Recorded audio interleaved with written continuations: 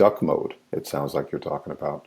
Mm-hmm. Um, so I can imagine there's some people who have had a thought, I don't want to do this anymore. Maybe they had that thought 2 years ago, but they're still practicing. Someone may have said, I don't want to do this anymore. Um, I want to do X, Y, Z. Well, that thread should be pulled. Other people who are like, I simply have zero idea what I want to do and what step to take next.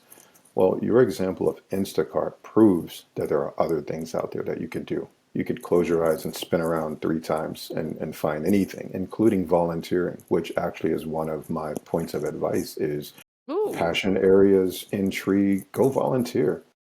okay. Just to start opening your mind and opening your brain and changing your scenery. But to your point, there are some proactive first steps that have to be taken. So for example, if you have flexibility in your schedule and it's not a monetary issue and you could actually close your appointment book, you could use that time to simply go explore something you've never explored before. Mm-hmm. But it does take some proactivity, and it does take also breaking the glass. You do have to get to the point where you're willing to either break the glass or at least tap on the glass, that very precious glass that you're holding on to.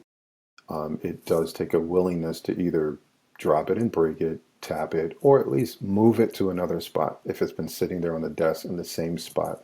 First step could be just moving it to a new spot and seeing what that's like. I like that. Yeah, I mean, I think we get so stuck on like where it has to be in this way. We have to use our skills in this container. There's nothing else I can do. Like for me, I'm going back to my story because that's what I know and the stories of other therapists. But I built a private practice, which was I called it my baby. I always tell people it's not your baby, it's a business. You don't want to break your baby, right? Your business you could break. Yeah, That's okay. yeah, Um, and I don't believe in like burning the ships. I think that feels really risky, and it's yeah, not, especially in today's market. That's not a yeah, great idea. yeah. But perhaps like can we? And my move was a contract job, Hmm. and I kept my practice for another 4 or 5 months until I felt like okay, this is stable. There's income here, and this feels okay for me. So I don't know if you recommend similar pivots. Have you seen people kind of do that? Where if we're talking about that metaphor of breaking the glass, like for therapists, especially who are risk adverse, most of us are very risk adverse. Like I have this mug, throw in this mug. If this is you're not looking at the video right now, if I just throw this and break it, I like this mug. Number one, it's cozy, keeps me comfortable, like a job would. So no, I'm just gonna set it and move it a little bit Hmm. instead of breaking that thing. That's a good metaphor follow up. So to be clear,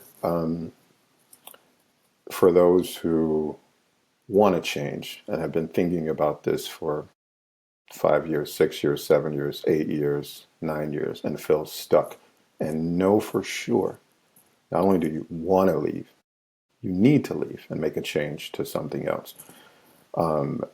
I respect every credential, every hour spent, every exam that was done way, way back, and every training, every license.